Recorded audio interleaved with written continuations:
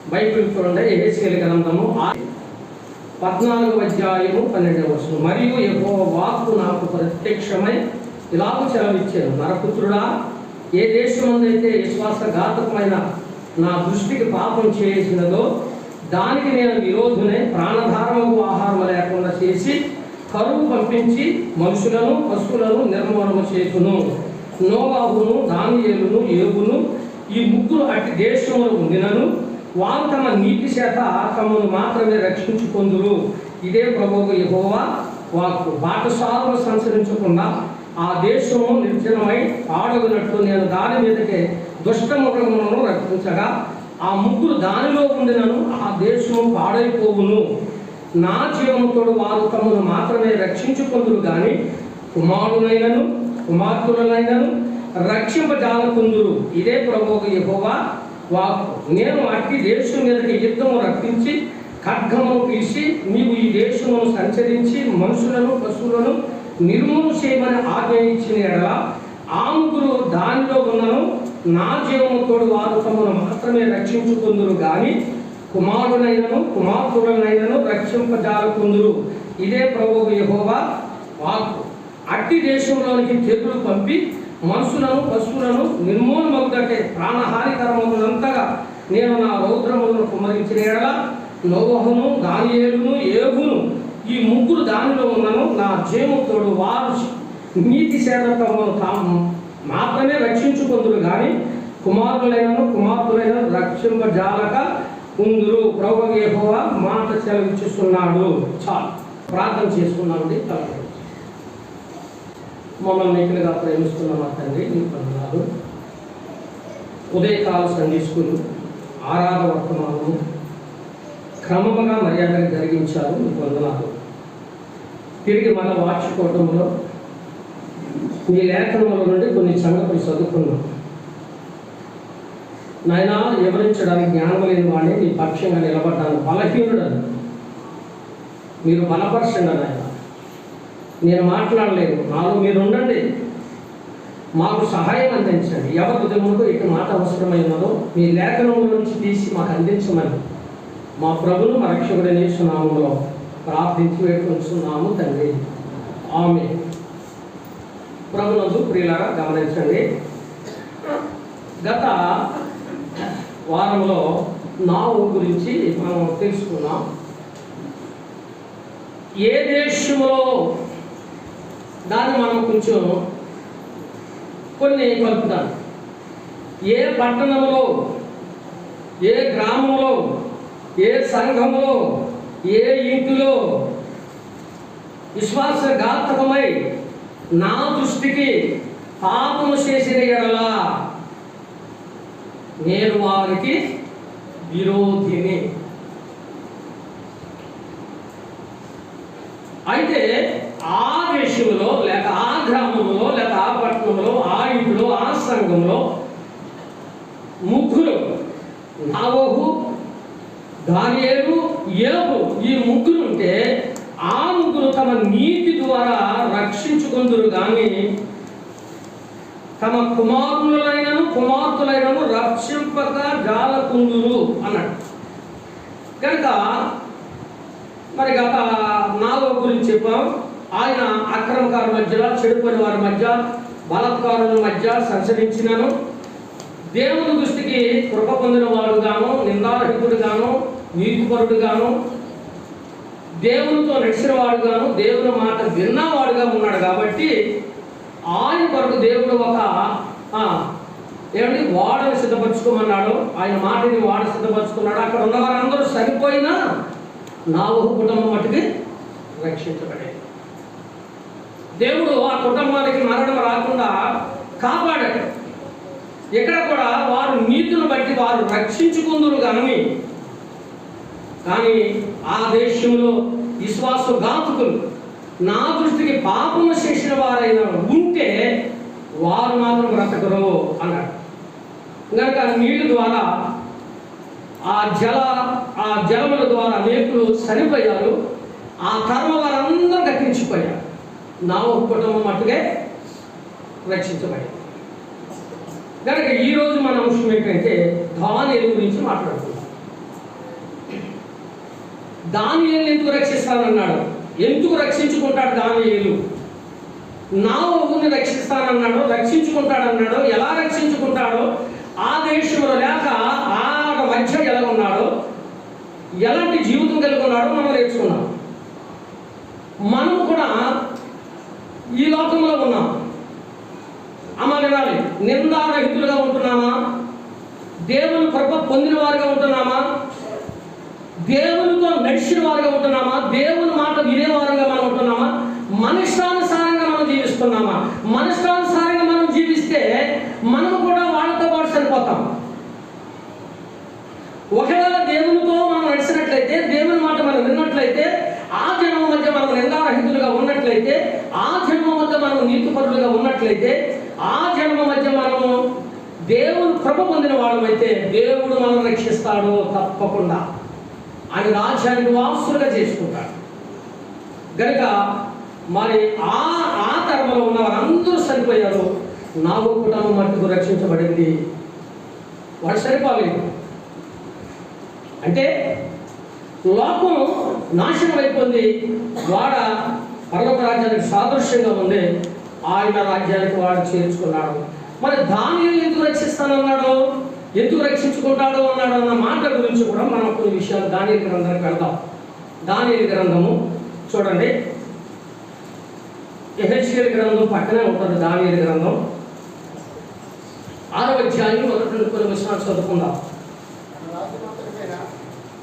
తన రాజ్యమంతటి పైన అధిపతులుగా ఉండుటకై 120 మంది అధిపతులను నియమించుటకు దర్యావేషకు ఇష్టమాయెను. వారిపైన 3 ప్రధానులుగా నియమించాను. ఆ 3లో దానియేలు ముఖ్యుడు.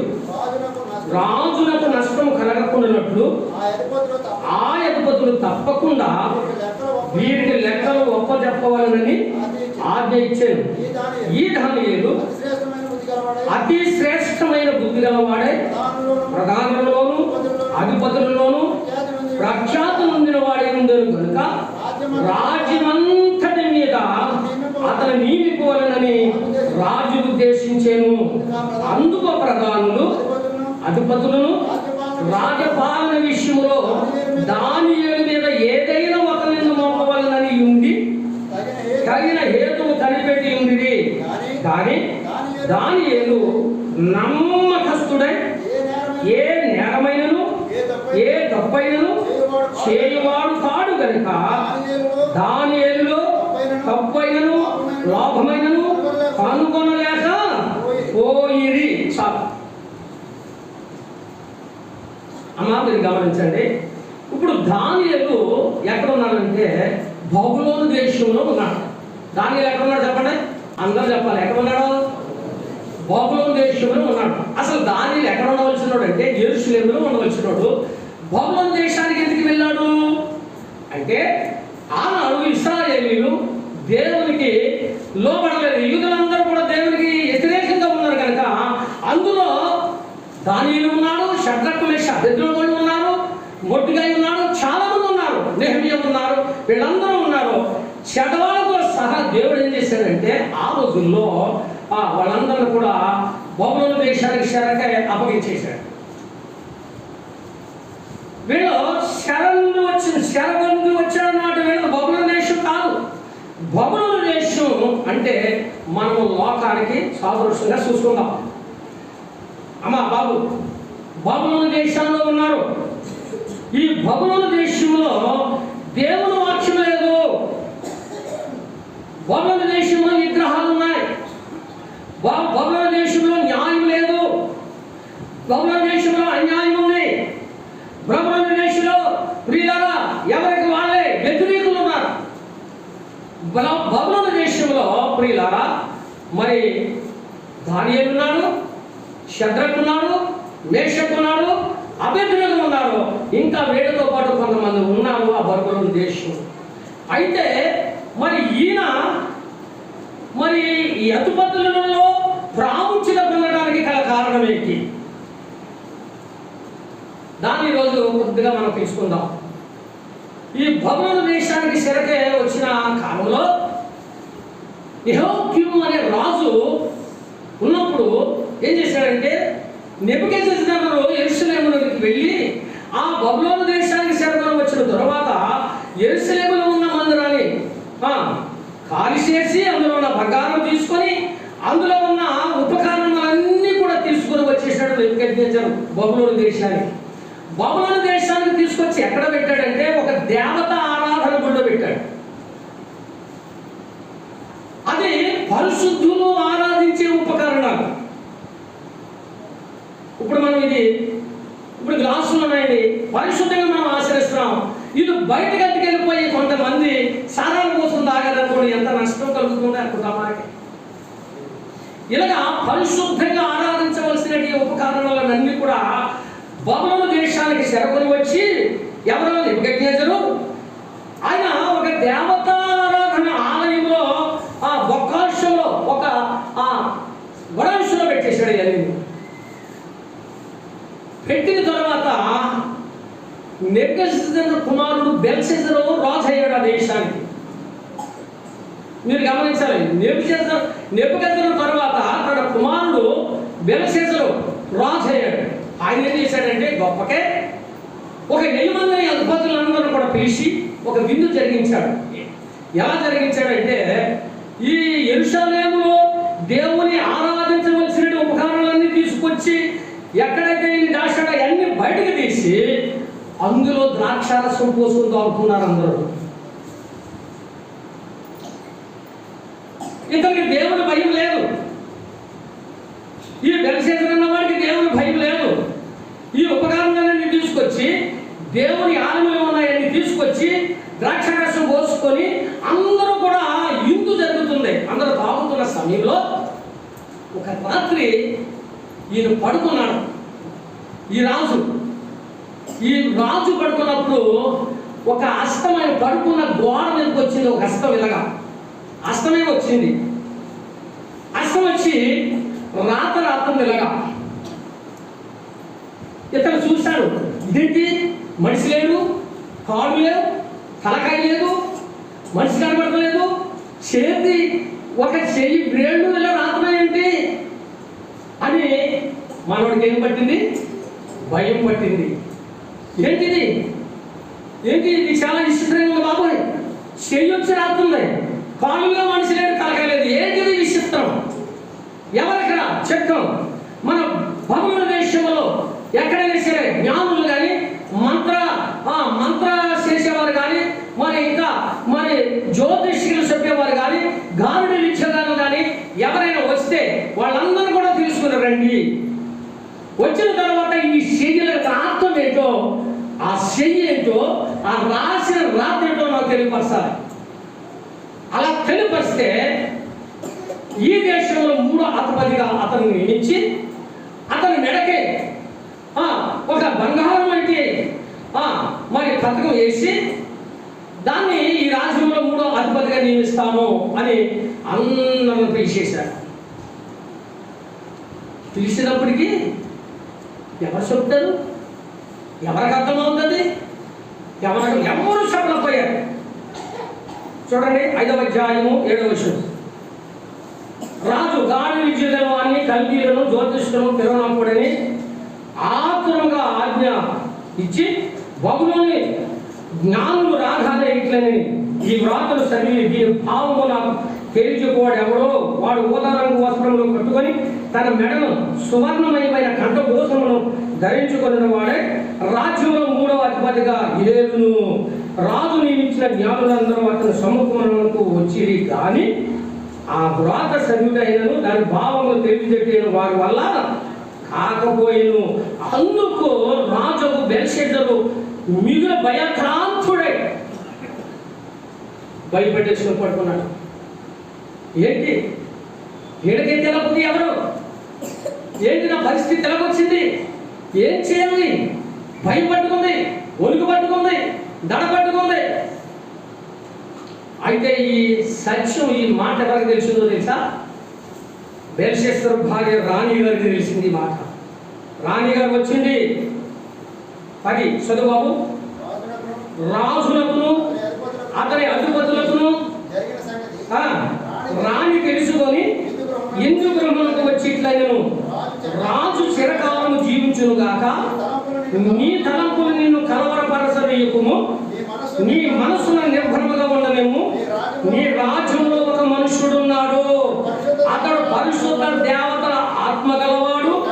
నీ తండ్రి కాలంలో అతడు దైవ జ్ఞానము వంటి జ్ఞానముయు బుద్ధియు తెలివి గలవాడే ఉండుట నీ తండ్రిని కనుగొనెను గనుక నీ తండ్రి రాజుకు నిర్గజ్ఞతలు శకునగాండులను గాడిదించగల వారిని ఖైదీలను జ్యోతిష్కులను పై అధిపతిగా అతను నియమించాను.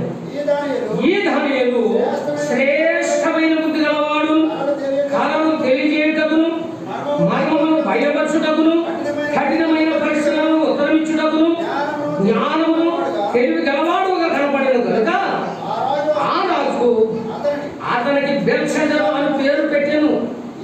ఈ దానియేలు కిరణము అతడు దీని భావము నీకు ఎవరు చెప్పని మాట. ఈ బబులోను దేశంలో ఈ బెల్షస్సరు అనే భార్య రాణిగా ఉన్నప్పుడు ఆమె ఈయన భయపడటము భయాక్రాంతుడై దిగులు పడుతున్నాను రాణి గారిని తెలిసి వచ్చి, అయ్యా నువ్వెందుకు అనుకున్నావు, నువ్వెందుకు అలా కలవరపడుతున్నావు, నీ మనసును ఎప్పుడు చేసుకో, ముందు నువ్వు కలవరపడకు అని చెప్పి ఈ బబులోను దేశంలో ఒక ఆయన ఉన్నాడు. ఆయన ఎవరో తెలుసా? ఈ ఒక మనుషుడు ఉన్నాడు, అతడు పరిశుద్ధ దేవతల ఆత్మ గలవాడు. అమ్మ ఎప్పుడైనా చెప్పారు మీరు మాట? నేను నమ్ముకున్న దేవుడు ఎలాంటి దేవుడు చెప్పారు ఎవరికైనా చెప్పామా? రహాబలి వేష ఏ గురువారితో చెప్తుంది నీ దేవుడు ఎలాంటి వాడో నేను చూశాను.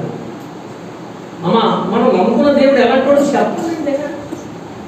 చెప్పాలి, మనం చెప్పుకోవాలి. మనం నమ్ముకున్న దేవుడు ఎలాంటి వాడు చెప్పాలి. ఒక అన్య స్త్రీ చెప్తుంది ఇక్కడ బబులోను దేశంలో దేవుడు అంటే ఎరగబెట్టి చెప్తుంది. తన మామయ్య గారు కళలను చూసింది. ఆయన కళలు కన్నప్పుడు ఆ కళల భావమును ఆ కళ భావం చెప్పమంటే ఆ దేశంలో ఎవరు చెప్పలేదు. మరణ శాస్త్రమును బయలుదేరగొట్టాడు రాజు. అక్కడ ధాన్యం ఒక రాత్రి మాకు గొడవమన్నారు. ప్రార్థన చేయగలిగే సమయములు మరి సమయములు దేవుని వశంలో ఉన్నాయి కనుక ఒక గొడవమన్నప్పుడు ప్రార్థన చేసినప్పుడు ఆ మరణాలన్నీ దానికి తెలియపరిచినప్పుడు ఆ కలభావము అది తేటగా చెప్పినప్పుడు కోడగారి మీద ఆయన గురించి మనసులో పెట్టుకుంది. అయ్యా ఎందుకు నువ్వు అలా కలవరపడుతున్నా, ఎందుకు వాళ్ళు చింతపడుతున్నా?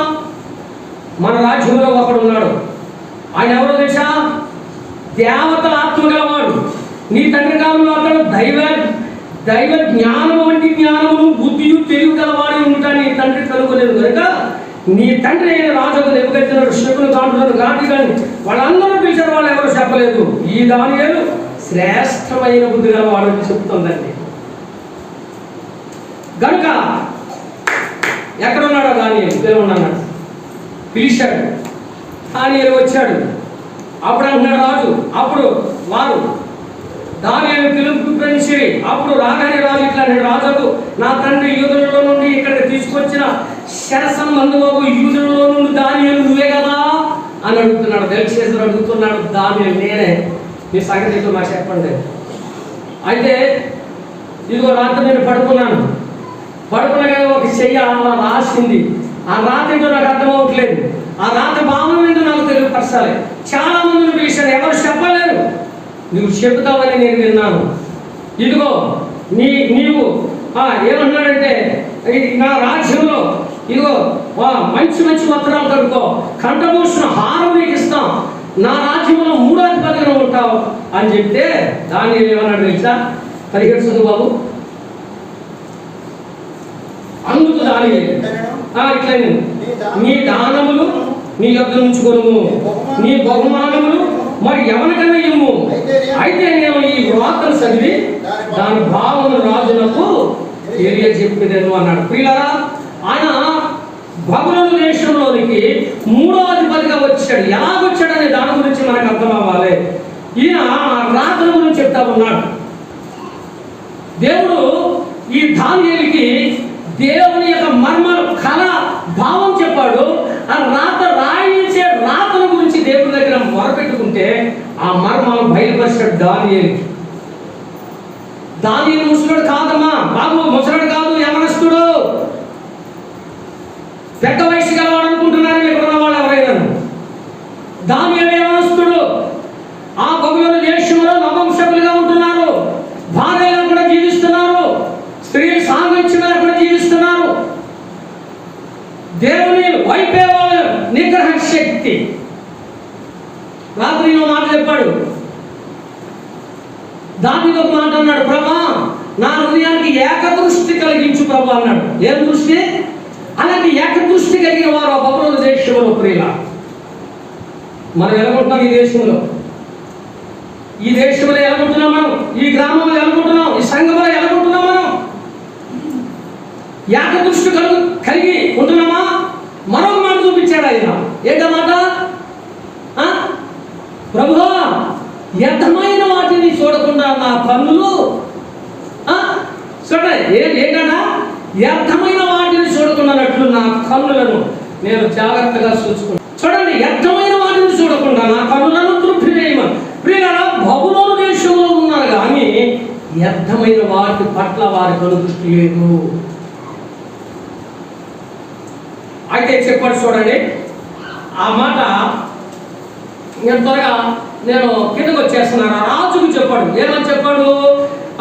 చూడు బాబు, 25 చదివేద్దాం.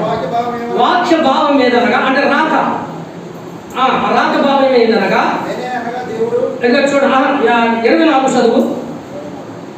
కావున ఆయన ఎదుట నుండి ఈ అరసేయ వచ్చి వ్రాతను రాసిన శాస్త్రం ఏదనగా మెనే టెకెల్ ఉపార్షడ్ అన్నాడు. ఇదిగో బాబు రాజుగారు, మీరు పడుకుని చూడగా మీ గదిలో మీరు చూసినప్పుడు చెయ్యలు రాసింది చూశారు కదా మీరు? చూశారండి. ఆ రాత ఏంటో తెలుసా? మెనే టెకెల్ ఉపార్ష్. ఇప్పుడు రాత చెప్పాడు, మరి ఆ రాత భావం కూడా తెలియాలి. అప్పుడే ఆ రాజ్యంలో 3వ అధిపతి. ప్రియులారా, మీరు గమనించాలి, మనం దేవుని వాక్యం వింటున్నాం, ఇన్న వాక్యం ప్రకారంగా జీవిస్తేనే ఆ రాజ్యంలో మనం ఉంటాం. విన్నామంటే సరిపోదు. దేవుని వాక్యం విన్నామండి, మందిరానికి వెళ్ళామండి అంటే సరిపోదు. విన్న వాక్యం ప్రకారంగా జీవించేనే. ఈయన రాత్రి చెప్పాడు, దాని భావం చెబితేనే ఆ బబులోను దేశంలో ఆయన అధిపతిగా 3వ అధిపతిగా ఉంటాడు. ప్రియులారా చెప్పాడు. ఆ శరీరాత చెప్పాడు. తర్వాత ఏమన్నాడు? 25 ఈ వాక్య భావం ఏమనగా నేనే అనగా దేవుడు నీ ప్రభుత్వ విషయంలో లెక్క చూసి దానిని ముగించెను. ఎందుకంటే ప్రియులారా చూడండి, చాలా మంది లెక్కలు చూడాలి. లెక్కలు చూశాడు, లెక్కలు కరెక్ట్గా లేవు, అతని ప్రవర్తన కరెక్ట్గా లేదు, అతని విధానం కరెక్ట్గా లేదు. ఆ పైన అన్నాడు, ఆ పైన ఏమన్నాడు తెలుసా ప్రియులారా? అది కూడా మీకు చెప్తేనే కానీ మీకు అర్థం. 22 చదువు. బెల్షెజరు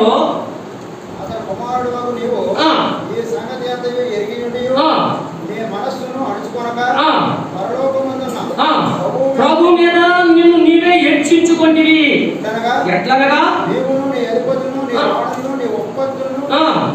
దేవుని ఆలయ సంబంధము ఉపకారములలో ద్రాక్షారసము పోసి త్రాగవలనని వాటిని తెచ్చి ఇచ్చుకొని వాటితో త్రాగుసు చూడనైనను ఈననైనను గ్రహింపనైనను శాత కాని ఎన్ని బంగారు ఇత్తడి ఇనుము రాయలు వాటితో చేయబడిన దేవతలను స్తుతించి తిరిగాని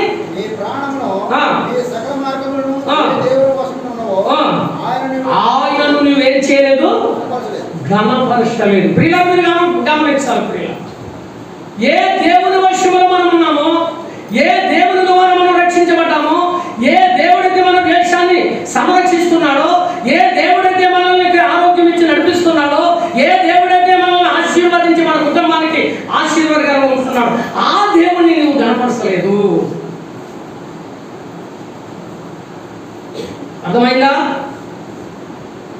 ఇవాళ ఆరోగ్యం ఇచ్చాడంటే దేవుని కనపరచలేకపోతున్నాం. ఇవాళ మన కుటుంబాలు బాగున్నాయంటే దేవుని కనపరచలేకపోతున్నాం. మన గ్రామం బాగుందంటే దేవుని కనపరచలేకపోతున్నాం.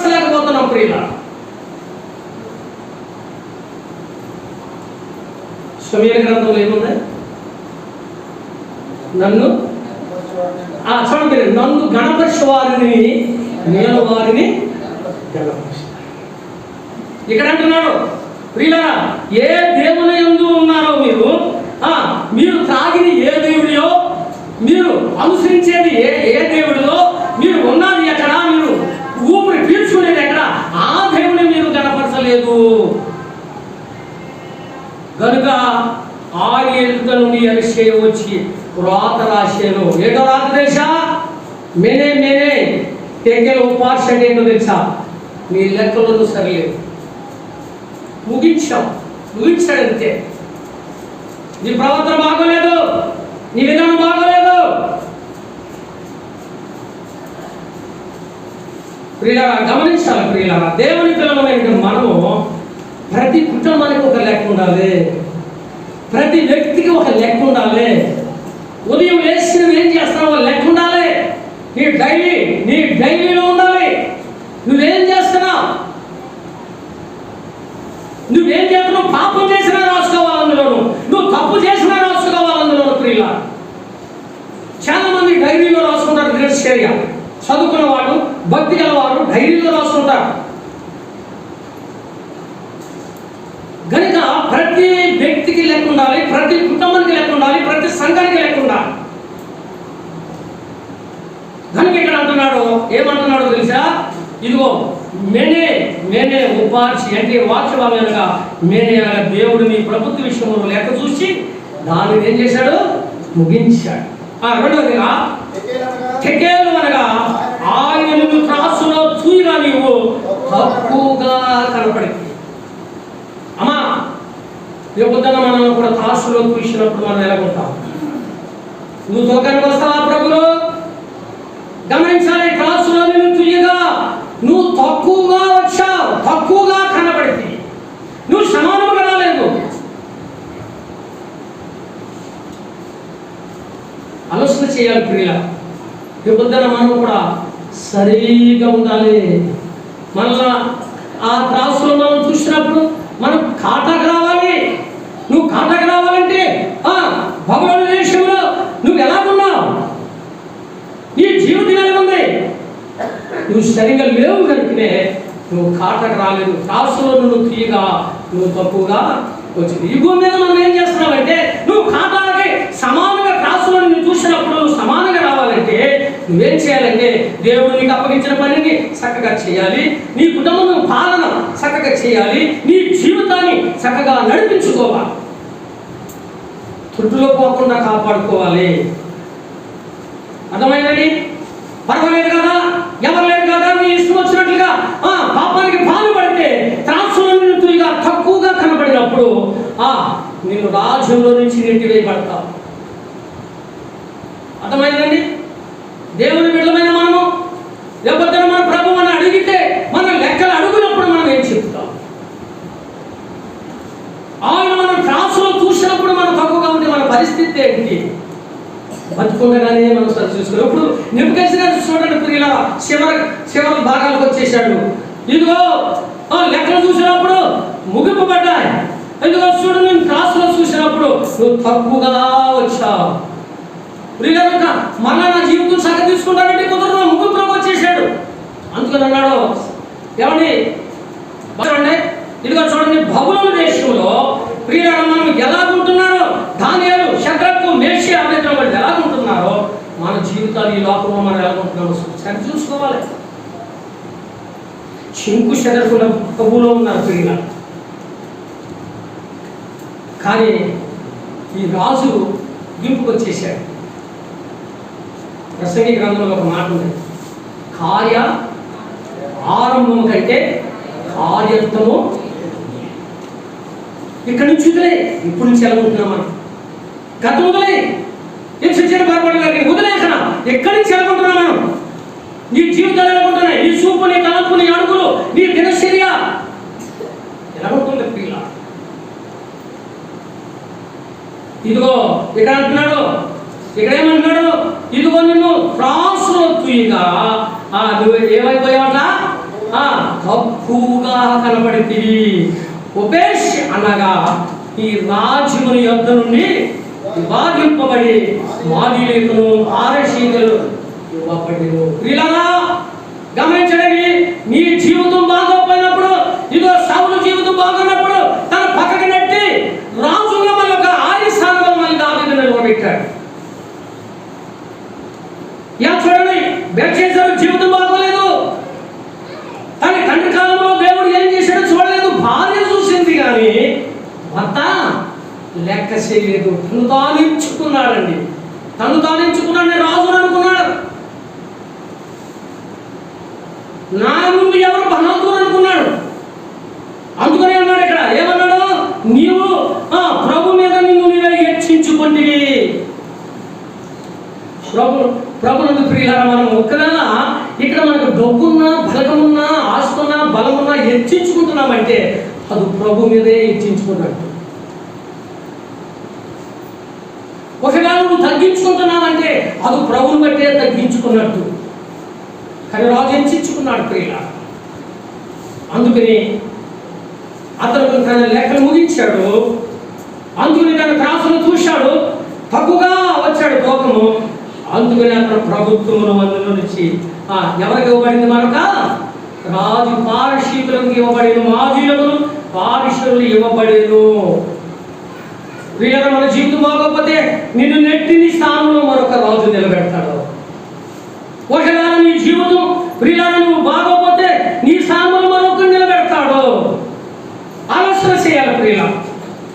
పర్వాలేదు కదా, నాకేంటి, మాటకారుని, బలం ఉంది, డబ్బు ఉంది, బలం ఉంది అనుకుంటే ప్రియులారా అది నీ మట్టికే కానీ దేవుని పట్లది ఏమాత్రం కుదరదు. రాజే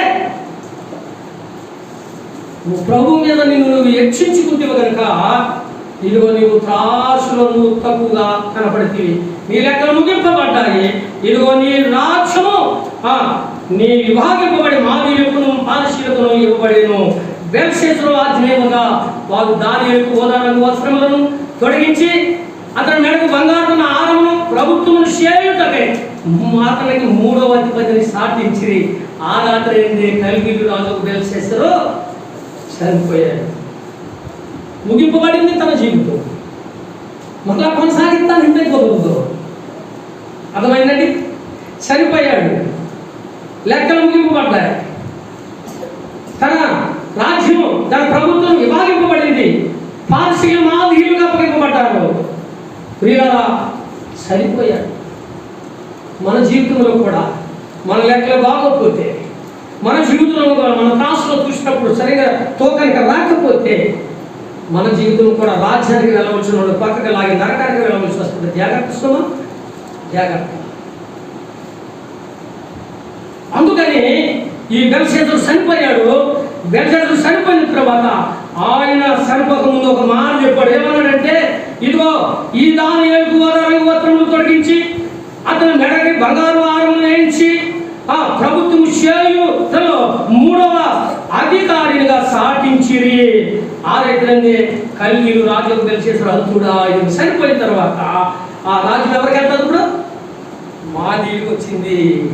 ప్రియులారా, మాదీయులకు దైవేశ 6 సంవత్సరములు వాడై సింహాసనం ఎక్కాడు. ప్రియుల సింహాసనం ఎక్కాడు. తన రాజు అంతటి పైన అధిపతులుగా ఉండటానికి 120 మంది అధిపతులు నియమించాడు. 120 మందిని అధిపతులుగా నియమించాడు. బెత్షెబా కాలం ముగించింది. ప్రియులారా, ఏ క్షణంలో మనం చనిపోతాం మనకు తెలియదు. మన జీవిత లెక్కలు బాగోవాలి. దేవుడు నేను ఒకవేళ లెక్క అడిగితే నేను చెప్తాను, ఆయన ఎదుట నిలబడే రోజు ఒకటి ఉంది. ప్రియులారా, నీ లెక్కలు బాగోవాలి. పర్వాలేదు అనుకుంటే కుదరదు. నీ లెక్కలన్నీ కూడా కరెక్ట్గా రావాలి, అన్నిటికీ ఉండాలి. ఒకవేళ ఏదైనా పొరపాటు ఉంటే దిద్దుకోవాలి. పొరపాటు ఉంటే దిద్దుకోవాలి. మనం దిద్దుకోవట్లేదు, అది వచ్చింది సిగ్గు. అందుకని అంటాడు కీర్తన గ్రంథం అంటాడు, ప్రియులారా, బట్టి హిందులతో దేవుడు ఎట్లా చాలించుచున్నాడు, నా మాటని నీ నోటను వర్షించుడు అని, నా దిద్దుబాటు నీకు అసహ్యము కదా. చూసారా, దిద్దుకోవాలి. ఒకవేళ పొరపాటు జరిగినప్పుడు, పొరపాటున మన లెక్కలు తప్పుగా వచ్చినప్పుడు దాన్ని ఏం చేయాలి? మనం దిద్ది సరి చేసుకోవాలి. బెల్షస్సర్ దిద్దుకోలేదు. కారణం ఏంటంటే నేను రాజుని, నాకేం పర్వాలేదు, నాకంటే ఎవరు ఇక్కడ అనుకున్నానే తప్ప నేను చనిపోతానేమో, నేను తక్కువగా తోకరికి వస్తానేమో, నా ప్రభుత్వం మరొకరి దగ్గరికి వెళ్ళిపోతాదేమో, నా లెక్కలు ముగిస్తాయేమో అనుకోలేదు. జగత్తు సుమ ఈ జీవితము చాలా లెక్కలు. మన జీవితంలో లెక్కలు చెప్పాలి. మన ఇంట్లో యజమానుడిగా కుటుంబంలో లెక్కలు చెప్పాలి. నీకేంటి అనకూడదు యజమానుడు. భార్య అడిగినప్పుడు, బిడ్డలు అడిగినప్పుడు లెక్కలు చెప్పాలి. నేనే కదా భారం చేస్తానని నీకెందుకు అనకూడదు. కుటుంబానికి ఒక లెక్క ఉండాలి, సంఘానికి ఒక లెక్క ఉండాలి, గ్రామానికి ఒక లెక్క ఉండాలి, ఈ జీవితానికి కూడా ఒక లెక్క ఉండాలి. లెక్క లేకుండా జీవిస్తున్నాడు చూడరా అంటారు చూసారా. లెక్కలు ఉండాలి. కనుక ఇప్పుడు బబులోను దేశంలో 3వ అధిపతిగా నియమించారు దానియేలుని. 120 మందిలో ముగ్గురిని అధిపతులుగా నియమించారు. ఈ ముగ్గురులో ముఖ్యుడుగా ఎవరిని నియమించారండి? దానియేలు. ఎంత ఆదీక్షత అండి బాబు! మా బబులోను దేశంలో ఎంత గొప్ప ఆదీక్షత అండి, ఎంత అధికారం అండి. ఉందా ఈ లోకంలో మనకి ఆదీక్షత ఉందా? ఈ నగరంలో లేక ఈ పల్లెటూరులో ఈ సంఘంలో కేవలం ప్రతిష్టలు కలిగి జీవించగలుగుతున్నాం ప్రభుని బట్టి? ఆలోచన చేయాలి ప్రియుల. దేవుని పిల్లలమైన మనం చాలా జాగ్రత్తగా జీవించాలి. పర్వాలేదు అనుకున్నాడు బెల్షస్సరు, నేను రాజునే కదా అనుకున్నాడు. కుదరదు కుదరదు. నీ లెక్కలో ఒక్కరోజు అప్పగించవలసిన అవసరం కూడా ఉంటుంది. చూడండి ప్రియులారా, ఇక్కడ అంటున్నాడు వారిపైన ముగ్గురు ప్రధానులుగా నియమించారు. ఆ ముగ్గురులో దానియేలు ముఖ్యుడు. రాజులకు నష్టము కలగనట్లు ఆ అధిపతులు తప్పకుండా వీరికి లెక్కలు అప్పజెప్పవలని ఆజ్ఞించారు. లెక్కలండి, లెక్కలంటే సామాన్యమైన పని కాదండి. అమ్మా, ఇప్పుడు ఈ రాజు తన తండ్రి కాలంలో దేవుడు చెప్పిన మాట వింటే బాగుపడుతుంది. భార్య ఉంది, చూసింది, దానియేలు యొక్క గొప్పతనం ఏంటో చూసింది. కానీ ఇప్పుడు అనుకున్నాడు, నేనేంటి రాజుని కదా. చాలా మంది నాకు డబ్బులు ఉంటే నీ లెక్క నాకు లేదంటారు. డబ్బులు ఎంతండి? అది సిరి. డబ్బులు ఏమంటారు? సిరి. నవ్వుతుంది, చదివిస్తుంది, మోటార్ సైకిల్ మీద నడిపిస్తుంది, కారు మీద నడిపిస్తారు, విమానం మీద నడిపిస్తారు, డబ్బులు మాడేస్తుంది, సైకిల్ మీద తీసుకొస్తుంది, నేల మీద తీసుకొస్తుంది. ఎలా ఏమైందా అంటాం. సిగ్గు తెప్పిస్తుంది.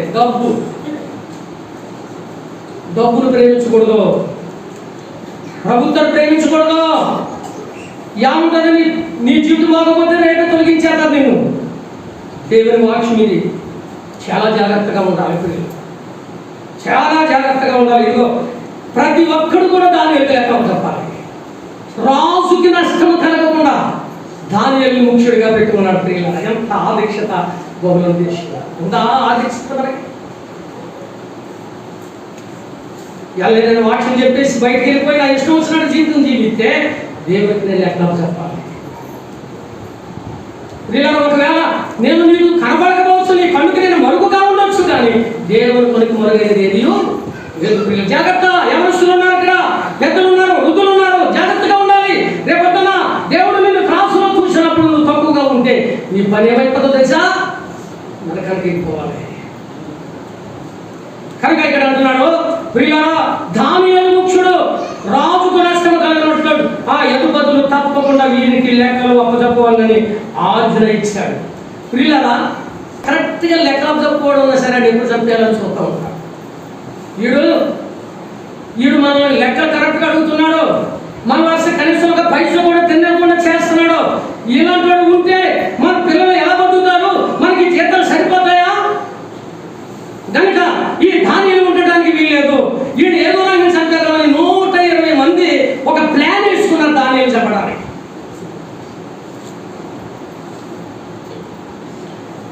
ఏంటి ఆ ప్లాన్ అంటే, ఇతరులు ఏందో మనకు కనపడదా? ఇతరులు లెక్కలు తప్పుగా రాగిడా చూద్దాం, కనిపెడదాం అని చూస్తే ఇతని గురించి ఏమైందో తెలుసా? ఇదిగో చూడండి, ఈ దానియేలు ఆ దేశంలో నమ్మకస్తుడు. అమ్మా ఎలాగున్నాడు?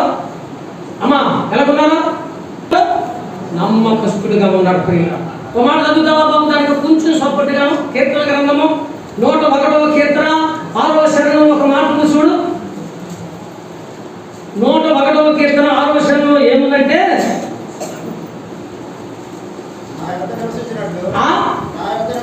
అందరికి దొరికిందా? ఈ దానియేలు ఈ బబులోను దేశంలో ఆయన ప్రభుత్వంలో దైవేశ చేతి క్రింద ప్రభు దృష్టిలో నమ్మకస్తుడిగా ఉన్నాడు. కానీ ఇక్కడ ఏమో రాయబడింది, నా యొద్ద నివసించడానికి దేశంలో నమ్మకస్తులైన వారిని నేను ఆయన కనిపెట్టిన ఆయనలో ఈయన దొరుకుతాడా దొరకడా? చెప్పండమ్మా. కనిపెడుతున్నాడు, ఈయన దొరుకుతాడా దొరకడా? మనం దొరుకుతామా? ఉన్నావా నమ్మకం? ప్రభువులో నమ్మకంగా ఉన్నావా? నమ్మకంగా నీ జీవితాన్ని కొనసాగిస్తున్నావా? ప్రభుని నమ్మకంగా నీ కొరకు శాసనం రాశాడు, నీ కొరకు ప్రాణం పెడతానని యేసు ప్రభు నమ్మకంగా నీ కొరకు ప్రాణం పెట్టాడు. నమ్మకంగా బాప్తిసం తీసుకున్న ప్రభువుని నేను జీవిస్తానని నమ్మకంగా జీవిస్తున్నావా? ఈ దేశంలో లేక ఈ గ్రామంలో ఈ సంఘంలో నువ్వు నమ్మకంగా ఉన్నావా? ప్రభు అంటున్నాడు, దేశంలో నమ్మకస్తమైన వారి కొరకు నేను కనిపెడుతున్నా, నా యొద్ద నివసించడానికి. ఎలా ఉన్నావు? నువ్వు నమ్మకంగా ఉన్నావా? నమ్మకస్తుడిగా ఉన్నావా? ఈ రోజు ఇక్కడ చనిపోతే పరలోక రాజ్యంలోకి వెళ్తామనే నమ్మకం ఉందా? ప్రభునందు ప్రియులారా, దేవుని పిల్లలమైన మనము నమ్మకస్తులుగా జీవించాలి.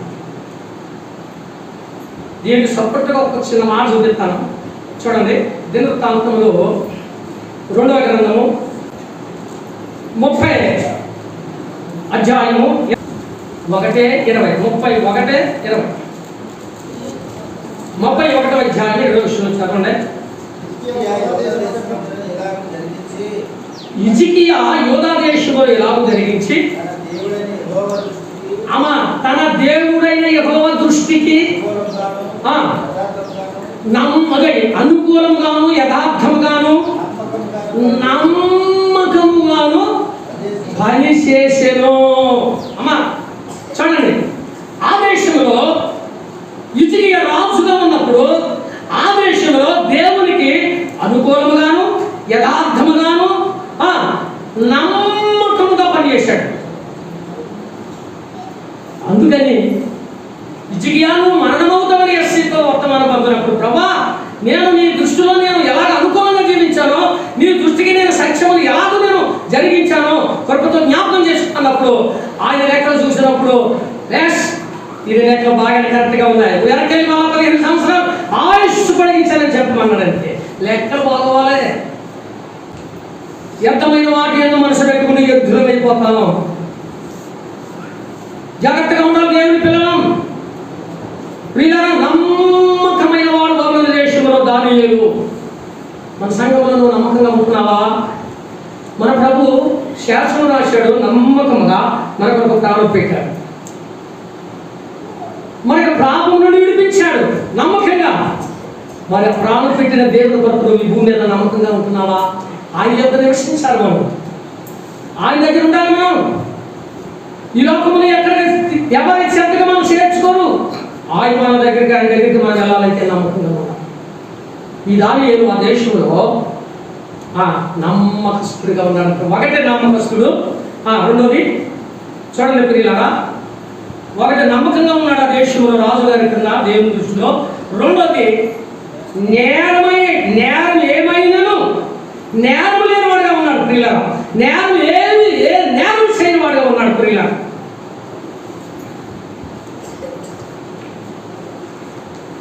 యేసు ప్రభు మీద నేరం మోపారట.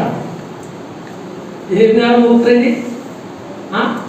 పిలాతు అన్నాడు, ఈయనలో ఏ దోషమైనను ఏ నేరమైనను లేదు అంటే అలా ఆలోచన చేసుకుని అలా కొనుక్కొని ఒక నేరం మోపడానికి. ఏంటో తెలుసా నేరం? ఈ రోమాపట్నంలో ఎవరు కూడా రాజు అనటానికే వీలేదు.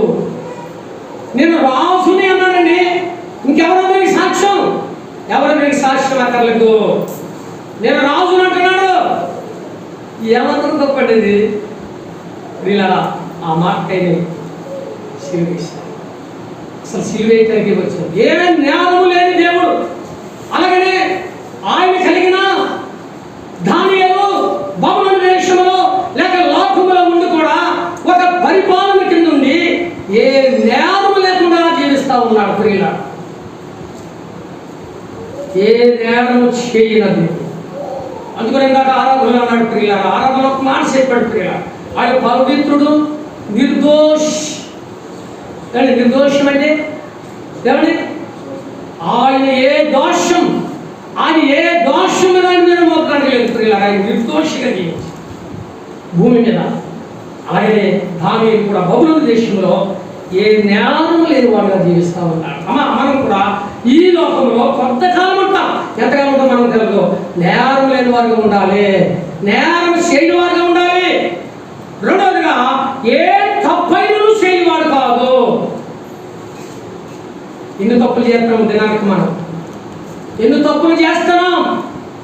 ఎన్ని తప్పులు చేసి కప్పు పెట్టుకుంటున్నాం మనం? దేవుని సన్నిధికి వచ్చి నేరాలు చేసి అపనమ్మకస్తులుగా ఏమని తప్పులు చేసుకుంటూ వెళ్ళిపోతే రేపొద్దున నీ కాలం ముగించినప్పుడు నువ్వు ఎక్కడికి వెళ్తావో గుర్తు తెచ్చుకో. ఇప్పుడు ఒకవేళ బాగానే ఉండొచ్చు, ఒకవేళ పరుగు ఉండొచ్చు, పరగ ఉండొచ్చు, డబ్బు ఉండొచ్చు, బలం ఉండొచ్చు, ఆస్తి ఉండొచ్చు. చనిపోయిన తర్వాత నరకానికి వెళ్ళిపోతావు. జాగ్రత్త. ఈ లోకంలో ఉండగా యేసు ప్రభువును కలిగిన మనం నమ్మకంగా జీవించాలి. ఏ జ్ఞానం లేకుండా ఉండాలి, ఏ తప్పు చేయకుండా మనం ఉండాలి. ప్రియులు ఒకప్పుడు తప్పులు చేసిన మనము దేవుడు ఆ తప్పుల్ని ఆ సిలువకు కొట్టి మన పాపాలైన రుణాన్ని ఆ సిలువ కొట్టేది. ఎందుకు చేద్దాం మనం తప్పులు చేద్దామంటే నువ్వు ఇంకా రక్షించబడలేదు.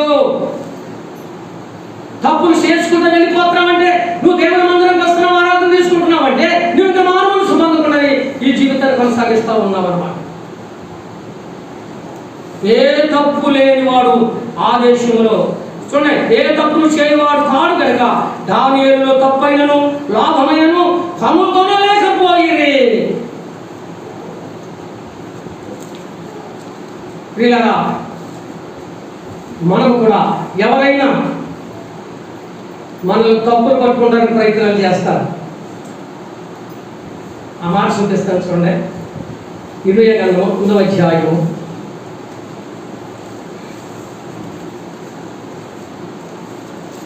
5వ వచనం చూడండి, లేక 4వ వచనం కానీ చదువుతున్నాను చూడండి. చూడండి, 9:4 మీలో ప్రతివాడును చూడండి దొరికినందుక మాట తన పొరుగువాని విషయమై జాగ్రత్తగా ఉండవలెను. ఏ సహోదరునినైనను నమ్మకుడి. నిజముగా ప్రతి సహోదరుడును తంత్రగొట్టియు తన సహోదరుని కొంప ఉంచును. సహోదరులేనంట తంత్రగొట్టి అంట. అంటే ఇక్కడ మాట అక్కడ మాట ఇక్కడ గొడవలు ఇవన్నీ తర్వాత కొంప నుంచే సహోదరులు కూడా ఉంటారు. ఏ సహోదరుని నమ్మకండి. ఒకవేళ అలాంటి విషయాలు సహోదరులు ఎవరైనా ఉంటే మార్చుకోండి. కిందకి చదవండి. కొండెములు చెప్పుతో ప్రతి తన పొరుగువాడును కొండెములు చెప్పుటకై తిరుగులా. ఏమండి సామవేశం తెచ్చండి. ఇప్పుడు వాటిని చెప్తున్నాడే నాకు ఎవరి తెలుసా? అమ్మ మీకు ఎవరు తెల్లా ఉండేది. కాబట్టి మాకు ఎంత నిజమా లేదు నీకు అందించిందా? నువ్వు కూడా సామగ్రి తెలుసా? కొండములు చెప్పడానికి తిరుగుతాడంట. అదే పని గుల్బర్గంలో ఇదే పని. చాలా మంది ఇదే పని. ఏమండి ఇంకా చదువు కిందకే పొరుగువాని కొండములు చెప్పడానికి తిరుగులాడుతున్నాడు. సత్యము పలకక ప్రతి వాడును తన పొరుగువాని వంచును. అబద్ధములాడుట అభ్యాసం చేసి ఉన్నారు. ఎదుటి వాని తప్పులు పట్టవలనని ప్రయాసపడుతున్నారు. నా తప్పేంటి అని చూసుకోవట్లేదు. ఎదరవారి తప్పులు పడుతున్నా. అమ్మా, ఒకవేళ దైవ సేవకులు మీరేదైనా పొరపాటు చేస్తే అడిగి మీరు దేవుని వాక్యం ఉంది, బుద్ధి చెప్పమంటే ఖండించమని ఉంది దేవుని వాక్యం. ప్రియులరా, తప్పులు పట్టేవాళ్ళుగా ఉండకూడదు. మన తప్పును సరిదిద్దుకునే వారంగా ఉండాలి. వాక్యం తెలిసినప్పుడు నీ తప్పేదో నీకు తెలియలేదా? దాని తప్పేదో తెలియలేదా? ఏ లోపం లేకుండా ఏ తప్పు లేకుండా అక్కడ ఎందుకున్నాడు? వాళ్ళందరూ 108 మంది కూడా ఇతరులలో ఏదైనా లోపము తప్పుడు కనుక్కొని ఇతరుని చంపేయాలి అనే ఆలోచనలో ఉన్నారు. కానీ ఏ లోపమైనను ఏ తప్పైనను ఏ నేరమైనను దానియేలులో కనుగొనలేకపోయిరి. ప్రియులారా, మీరందరూ గమనించండి. ఆ బబులోను దేశంలో దానియేలు నమ్మకస్తుడు, ముఖ్యుడు, శ్రేష్టమైన బుద్ధి గలవాడు. ఏమండి, ఏ నేరము లేనివాడు, అంత మాత్రమే ఏ తప్పు లేనివాడు. చాలా మంది తప్పులు మరి పడటానికి చూస్తున్నారు, కానీ ఏ లోకమైనను ఏ నేరమైన ఏ తప్పైనను దానియేలులో కనుగొనలేక. అందుకని వీళ్ళారా, ఏ దేశమైతే నాకు విశ్వాసఘాతముగా నా దృష్టికి పాపం చేసినదై ఉండును, ఆ దేశంలో నేను వాళ్ళకి విరోధమై ఉండును. వాళ్ళకి ఆహారం లేకుండా, నీళ్లు లేకుండా, పశువులు కానీ మనుషులు కానీ కరువు రప్పిస్తాను. ఆ దేశంలో నోవహు కానీ దానియేలు కానీ ఏవు కానీ ఉంటే వారు నీతిని బట్టి వారు రక్షించుకొందురు, కానీ వారి పిల్లలైనను వారి కుమారులైనను రక్షించజాలకుందురు అని రాశాడు. కనుకమ్మా, మనం ఈ దేశంలో ఉన్నాం, ఈ గ్రామంలో ఉన్నాం, ఈ సంఘంలో ఉన్నాం. దేవునికి విరోధంగా లేకుండా, ఏ తప్పు లేకుండా, ఏ నేరం లేకుండా నమ్మకంగా జీవించాలని నేను ప్రభుత్వాన్ని హెచ్చరించి ముగిస్తున్నాను. కొద్ది మాట ప్రభు మనందరి దీవించి ఆశీర్వదించును గాక. అందరికీ వందనాలండి.